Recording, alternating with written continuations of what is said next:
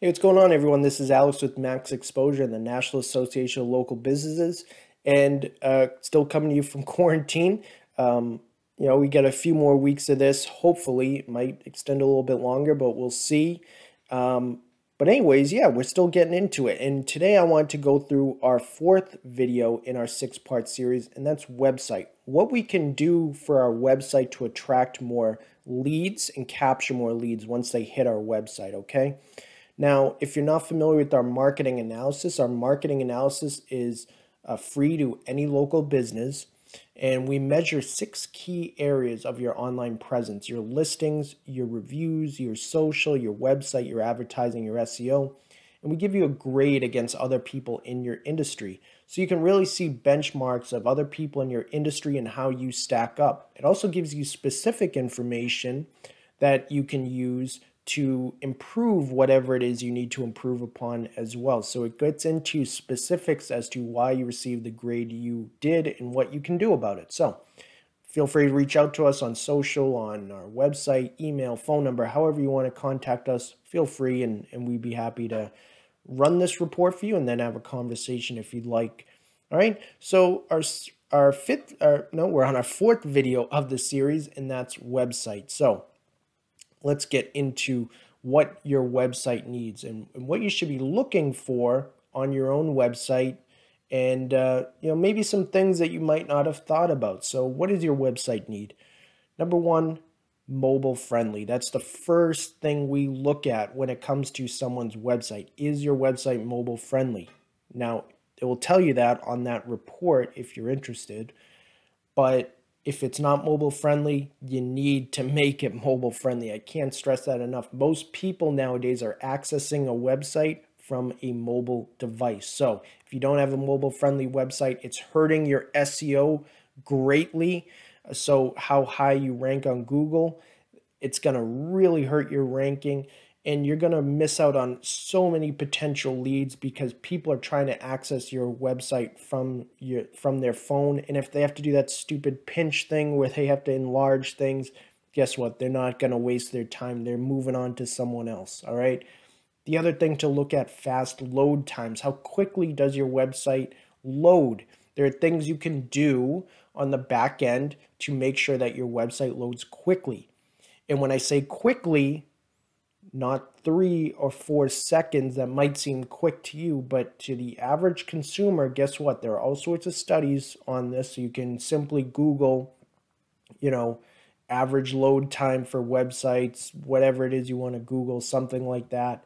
Um, how load times affect your website, whatever it is you want to Google. Guess what? If you should be shooting for like 2 seconds for something, for your page to load. If it's over that, you could be missing out on people potentially staying on your website. They're just going to click off of it and they're going somewhere else. So even a couple 1 second difference can be huge when it comes to how many people are going to actually stick around and wait for your website to load. The other thing is we're looking at essential homepage contact information, your social media links, your address, your phone number. Is that all present on your homepage? That's also going to affect your SEO. So there are all these little things that you need to have in place in order for you to rank as high as possible when it comes to Google. And I think that's probably most businesses, most local businesses, that's one of their main focuses. How do I rank as high as possible on Google? Well, there's some really important things that you need to make sure your website has. Video as well. Video is a great lead capture. There are all sorts of, again, studies out there that show video and how it affects people sticking around on your website and retention rate, things like that. So make sure that you're utilizing video content when it comes to your website, especially on that home page. And then lead captures. There are all different types of lead captures out there. Okay, there are contact forms, there are call to action buttons. Make sure you have a specific funnel in which you want people who go to your website to take. The end game should be that you want them to do some sort of meaningful action, whether it's if you sell something online, you want to funnel them through a process to get them to buy. whether you're just trying to get maybe like a free consultation call, or to or to have someone book an appointment. Make sure there's a specific process that's mapped out. And so you know exactly the process that you're looking for people to take. And that way you can look back on your website and see where people are potentially falling off if you're not getting the results you need. The other thing is live chat widgets. There's all sorts of different widgets for your website that can help you with live chat features, so you can actually chat with people who come to your website. So there's all different things that you could be taking advantage of. So with that in mind, you have to take a look at your website objectively and say, do I have those things in place on my website? Does it look good? You know, is this a good representation of my business? Does it load quickly? How does it look objectively through my phone? If I were a customer and I've never done business with myself before, if I pull up my website, does it look good? Does it take people through a process? And is there a way for myself to get someone's contact information, or to take them through some sort of meaningful action? So if not, then it might be worth having a conversation and maybe talking about some of the things that can be improved for your website. Because let's face it, your website is your digital storefront.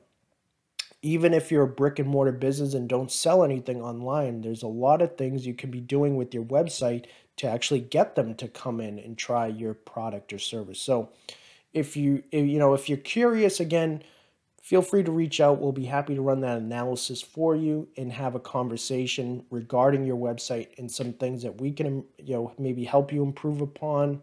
So whatever it is, I hope that was helpful for you and made you maybe think of some things you might not have thought of before. We'd love to hear from you. So we have 2 more videos coming up in the series. That's our online advertising and our SEO. So you'll definitely want to check those out when we put them out. So hope you have a great rest of your day, and we'll see you soon. Later.